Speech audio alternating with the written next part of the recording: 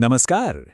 क्या आप सब एक ऐसी जादुई दुनिया में चलने के लिए तैयार हैं जहां हर ताल पर पैर थिरकते हैं और हर इशारा एक कहानी बन जाता है? हाँ, तो चलिए आज हम भारतीय पारंपरिक नृत्य की शानदार दुनिया में गोता लगाते हैं। तो सबसे पहले ये सोचते हैं, आखिर ये डांस, ये नृत्य होता क्या है? क्या सिर्फ हाथ पैर हिलाना ही डांस है? हाँ, बिल्कुल नहीं। खासकर भारत में डांस इससे कहीं ज्यादा है। ये अपनी भावनाओं को, अपनी कहानियों को बताने का एक बहुत ही खूबसूरत तरीका है। तो चलिए सबसे पहले ये समझते हैं कि भारत में डांस की कितनी वैरायटी है।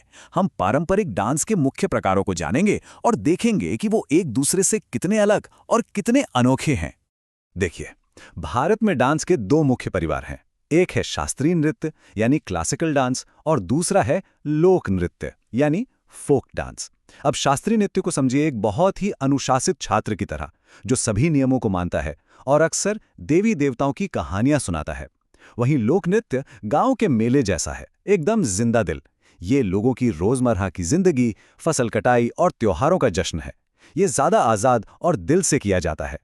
अच्छा, अब ये सोचिए कि एक जबरदस्त डांस परफॉर्मेंस में सिर्फ अच्छे स्टेप्स ही नहीं होते, है ना? तो और क्या-क्या जरूरी है? आइए देखते हैं कि कौन सी चीजें मिलकर एक डांस को यादगार बना देती हैं। एक बेहतरीन डांस के लिए इन सभी चीजों का सही तालमेल बहुत जरूरी है, जैसे सही संगीत पर सही मूवमेंट, कहानी से मिलती जुलती रंग बिरंगी ड्रेस, चेहरे पर भाव और स्टेज का सही इस्तेमाल। जब ये सब एक साथ मिलते हैं ना, तो सच में जादू हो जाता है। और हाँ, म्यूजिक और म्यूजिकल इंस्ट्रूमेंट्स तो किसी भी डांस की धड़कन होते हैं। वही तो पूरा माहौल बनाते हैं। जैसे यहाँ देखिए, ये गुजरात के सीधी धमाल नृत्य में इस्तेमाल होने वाले बड़े बड़े ढोल हैं। इनकी आवाज से ही पूरे माहौल में एक जोश भर जाता है। और घुंघरू, अरे वाह!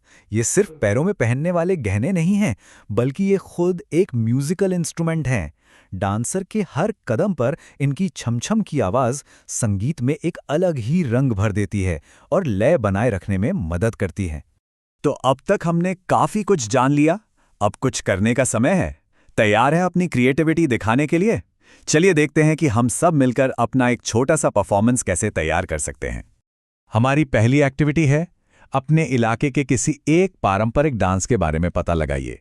गरबा, भांगड़ा, बिहू, कुछ भी हो सकता है।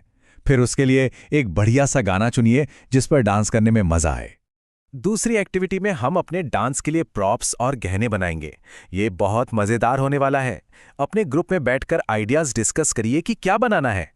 फिर कार्डबोर्ड, रंगीन कागज जैसी आसान चीजों से अपनी कलाकारी दिखाइए और सुंदर सुंदर गहने तैयार कीजिए। कुछ आइडिया के लिए इन तस्वीरों को देखिए। कितना सुंदर मुकुट और हार बनाया गया है, वो भी बहुत सिंपल चीजों से। मुझे पक्का यकीन है कि आप सब अपनी कल्पना से इससे भी शानदार चीजें बना सकते हैं।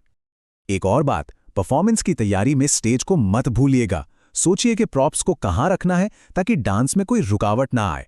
कपड़े ऐसे होने चाहिए जिनमें आप आराम से घूम सकें। और हाँ, स्टेज पर एंट्री और एग्जिट कैसे होगी, ये भी पहले से प्लान करना बहुत जरूरी है। चलिए, अब कुछ और भी मजेदार करते हैं। क्या होगा अगर हम डांस और ड्रामा दोनों को एक साथ मिला दें? सोचिए तो जरा। जब डांस और ड्रामा एक हो जाते हैं तो एक बिल्कुल नई और जादुई कला जन्म लेती है। आइए जानते हैं उसके बारे में।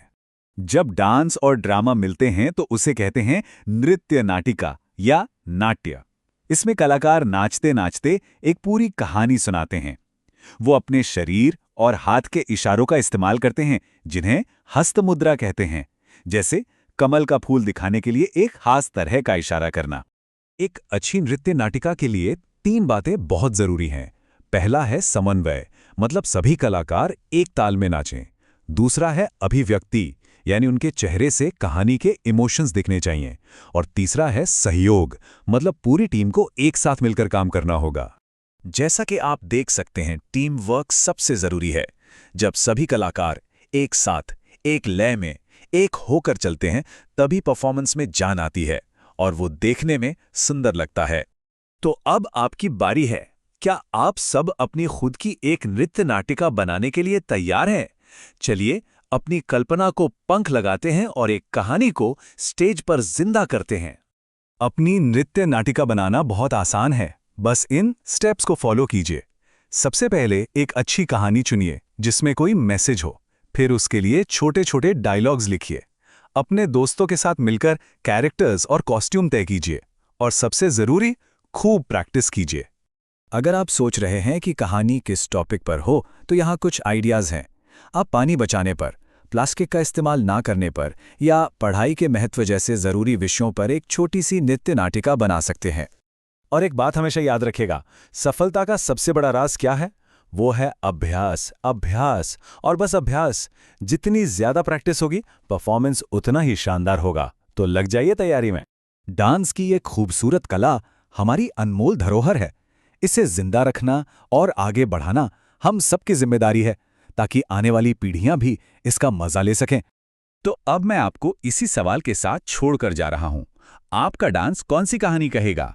सोचिए और अपनी कल्पना को मंच पर ले आइए।